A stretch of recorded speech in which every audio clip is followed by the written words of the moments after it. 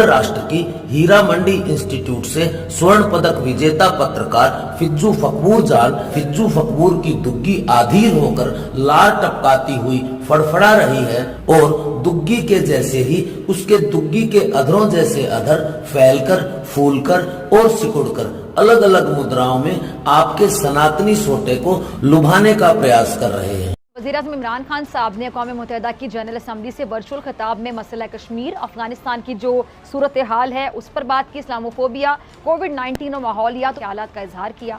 अच्छा, वज़ीर-ए-आज़म ने अक़वाम मुत्तहिदा में कश्मीर का जो मुकदमा है वो पेश करते हुए कहा कि भारत मकबूजा कश्मीर की मुस्लिम अक्सरियत को अक़लियत में बदलना चाहता है। और इमरान खान साहब ने यह भी कहा कि भारत की कश्मीर में जो इंसानी हकूक़ की खिलाफ वर्जी हैं, जिनीवा कन्वेंशन के खिलाफ हैं। वज़ीर-ए-आज़म ने मज़ीद कहा कि पाकिस्तान भारत के साथ अमन का ख्वाहिशमंद है, जबकि जनूबी एशिया में अमन का जो दारोमदार है वो मसला कश्मीर के हल में है। अच्छा, दूसरी जानिब भारतीय वज़ीर-ए-आज़म मोदी ने अक़वाम मुत्तहिदा की जनरल असम्बली के इजलास से खिताब में अफगानिस्तान में पैदा होने वाली सूरत हाल पर तशवीश का इजहार किया। एक बार फिर पाकिस्तान पर झूठे और बेबुनियाद इल्ज़ामात आयद किए और मोदी के इल्ज़ाम तराशियों पर मबनी उस खिताब में कुछ भी ऐसा नहीं था जो आलमी क़यादत को अपनी जानिब मुतवज्जह कर सकता। अच्छा नाज़रीन, मोदी के खिलाफ अमरीका में मुजाहरे भी हुए। जब भारतीय वज़ीर-ए-आज़म मोदी अमरीकी सदर जो बाइडन से मुलाकात के लिए व्हाइट हाउस पहुंचे तो मुजाहिरीन ने भारतीय रियासत मशरक़ी पंजाब को आज़ादी देने का मुतालबा करते हुए खालिस्तान के हक में नारे लगाए।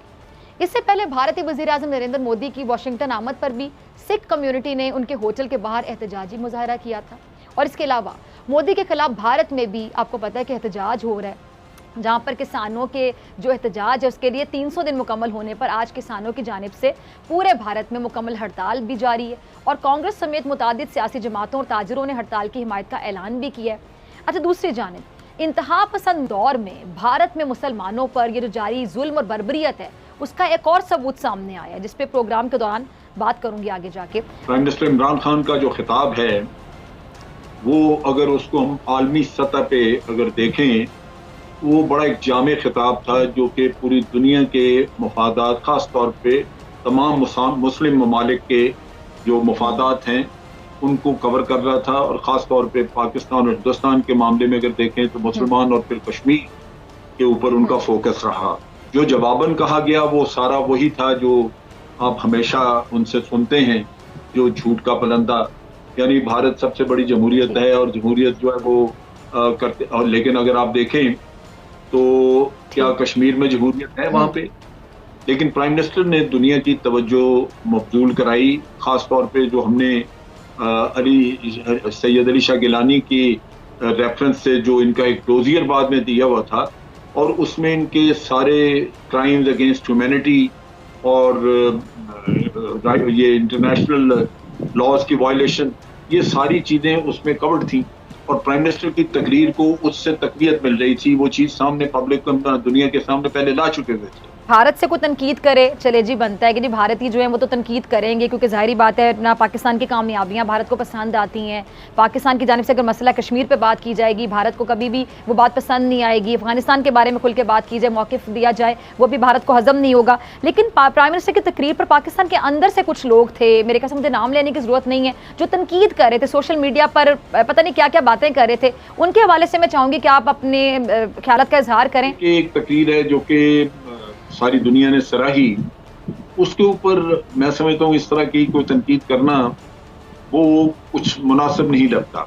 तो वो बेजा तनकीद, यहाँ पे तनकीद बराए तनकीद हर आदमी अपनी जिम्मेदारी समझता है, खास तौर पे जो अपोजिशन में लोग हैं, वो मुनासिब नहीं है और मैं समझता हूँ खुद अपना मजाक बनाने वाली बात है। अच्छा, भारतीय रियासत आसाम में गैर कानूनी करार देकर मुसलमान आबादी के खिलाफ भारतीय पुलिस ने ऑपरेशन किया और एहतजाज करने वालों पर जनसब डायरेक्ट बराह रास्त फायरिंग की।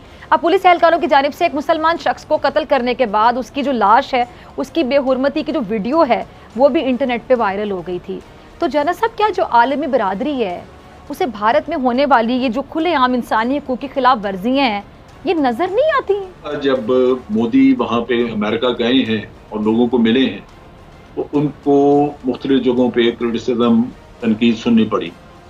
जो बाइडन ने भी उनको लेक्चर दिया है और गांधी की जो रवायात थी या गांधी ने जो कुछ इनको सिखाया उसका जिक्र उनको बताया कि ये जो तशद्दुद है ये तो आपकी तालीम में नहीं, लेकिन वो मेरा ख्याल बाइडन भूल गए कि गांधी को जान से मारने वाले भी यही लोग थे, आरएसएस के लोग थे। तो बड़ी एक किस्मती है कि जो आसाम में चीज नजर आई, आप उसको जो उसकी लाश के ऊपर जाके कूदा एक जर्नलिस्ट, उसको लाश की बेहुरमती नहीं कहेंगे, बल्कि मैं समझता हूं कि जो हिंदू पॉपुलेशन के ज़हन में मोदी ने मुसलमानों के खिलाफ नफरत पैदा कर दी, वो नफरत का एक इज़हार था।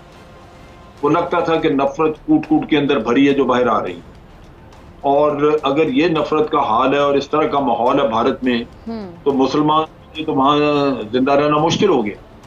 और फिर जो आसाम में इन्होंने जुल्म किया है, ये जो इन्होंने सिटीजनशिप का जो अमेंडमेंट एक्ट लेके आए हैं, ये वो उसकी वजह से ये सैकड़ों फैमिलीज को वहां पे बेदखल कर रहे हैं, निकाल रहे हैं उनको। जो लोग आज उनके पास सिटीजनशिप कागजात मौजूद हैं, आप उनको निकाल के कहाँ भेजेंगे? वो किधर जाएंगे बेचारे? हमारा सारा कसूर ये है, एक वक्त में मुसलमान थोड़े इकट्ठे थे, ओआईसी वगैरह कुछ फंक्शनल नजर आती थी, अब उनकी आवाज उठाने वाला कोई नहीं रहा, जिसकी वजह से भारत में दलेरी है और दबा के मुसलमानों को वो जलील ख्वार कर रहे हैं। और फिर हमारे फॉरेन ऑफिस ने इस पे एहतजाज भी किया है, ये ऐसे नहीं है, फॉरेन ऑफिस ने एहतजाज भी किया है। पॉइंट के एक अमेरिकी अखबार के मुताबिक चीन का मुकाबला करने के लिए जो अमेरिका है वो भारत का साथ चाहता है, तो हम ये कह सकते हैं कि जो बाइडन है किसी रोक टोक के बगैर मोदी से जो कुर्बत बढ़ाकर ट्रंप और ओबामा वाली गलती दोहरा रहे हैं। देखिए, मेरा ख्याल है कि अमेरिका इस मामले में समझ गया है कि भारत उनको इस्तेमाल कर रहा है। उन्होंने देखा है कि जो इनका चाइना के साथ कन्फ्रंटेशन हुई लद्दाख में, उसमें भारत का बड़े पैसिव रोल रहा है और भारत कोशिश कर रहा है कि चाइना से जान छुड़ाए। तो अमेरिका को नजर आ रहा है, चुनाचे अमेरिका ने एक इत्तेहाद और बनाया है जिसमें कि बरतानिया, ऑस्ट्रेलिया और अमेरिका शामिल हैं। ऑस्ट्रेलिया, अमेरिका और बरतानिया शामिल हैं, और उसमें आपने देखा है कि ऑस्ट्रेलिया के साथ उन्होंने बहुत बड़ा एक डील भी किया है एटमी आबदोदों के लिए। तो इन हालात में लगता ये है कि वो भारत के ऊपर तकिया नहीं कर रहे, भारत को उन्होंने एंगेज किए रखा है, लेकिन सारा तजर्बा जो उन्होंने उसमें हासिल किया वो ये है कि भारत के तिलों में तेल नहीं। और इसके साथ साथ आपने ये भी देखा कि भारत ने दोनों तरफ पांव रखा है। एससीओ चाइना के साथ भी ताल्लुकात वो अपने बनाने की कोशिश कर रहा है, रशिया के साथ, रशिया से S-100 उन्होंने मिसाइल खरीदे हैं, तो दोनों तरफ पांव रखा हुआ है, अमेरिका के साथ भी और रशिया के साथ भी।